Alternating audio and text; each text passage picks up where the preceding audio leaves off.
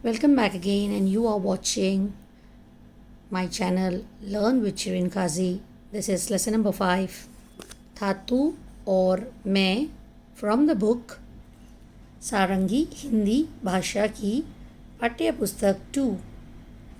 If you are new in my channel, please don't forget to subscribe and please bell the bell icon to get more videos.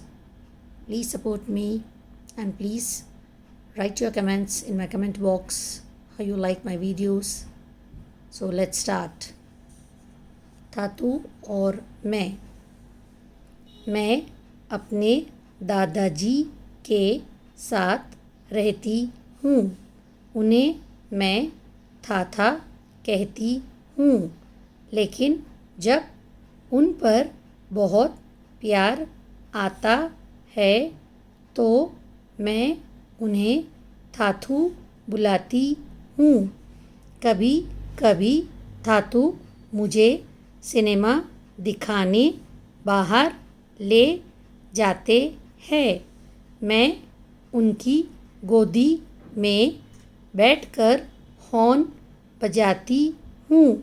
पॉम पॉम. रास्ते की सब बकरी और गायें दूर हट जाती है. थातू क्यों न हम चांद पर चले, मैं पूछती हूँ. वे सिर हिलाकर हंस देते हैं. थाथा के दांत नहीं है. जब वे हंसते हैं तो एक गुलाबी सी दीवार दिखाई देती है और फिर एक गुलाबी सी गुफा. जब बारिश होती है तो थाथा खिड़की के बाहर इशारा करते हैं और कहते हैं, देखो बरसात हो रही है, चलो बाहर चले. थातू और मैं हमेशा कुछ अलग करते हैं. हम समुद्र तट पर जाते हैं. ऊंची नीची लहरें मेरे चारों तरफ उठती गिरती है. चांद हमारे साथ साथ चलता है और हवाएं सीटी बजाती है. मछलियाँ थातू और मुझे ढूंढती हुई आती है. मेरी उंगलियाँ कुतरती है और मुझे खेलने को बुलाती है. हम दौड़ लगाते हैं और कलाबाजियाँ खाते हैं. जब अंधेरा हो जाता है तो मैं थातू का हाथ पकड़ लेती हूँ. उनके साथ मैं कूदती फादती घर पर जाती हूँ और फिर थातू अपनी मनपसंद किताब पढ़ने बैठ जाते हैं. थातू, ये कोई जादुई किताब है, मैं पूछती हूँ. थातू मुस्कुराते हैं.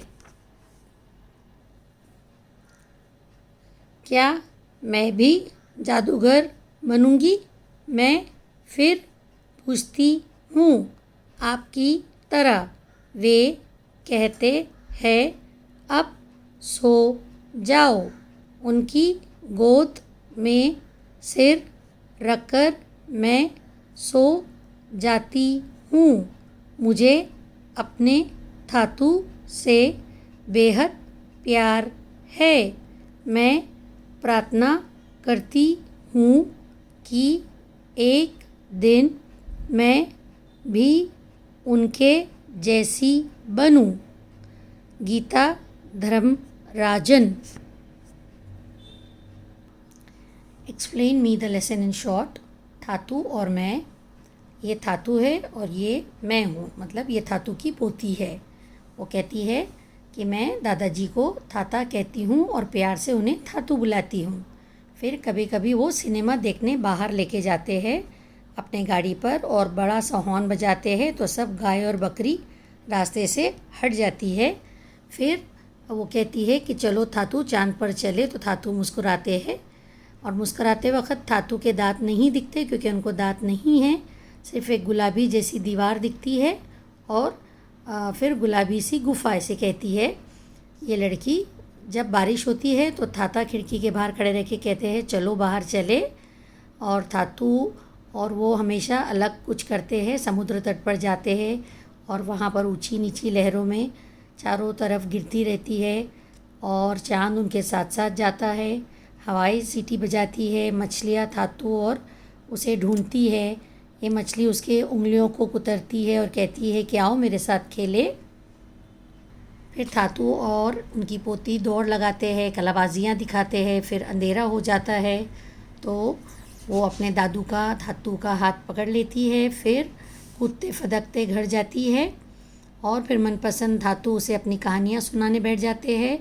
फिर थातू कोई जादुई किताब है थातू के पास पूछती है तो थातू मुस्कुराते हैं और कहती है कि मैं भी जादूगर बनूंगी। थातू उसे कहते हैं कि आप सो जाओ और वो उनके गोद में सिर रखकर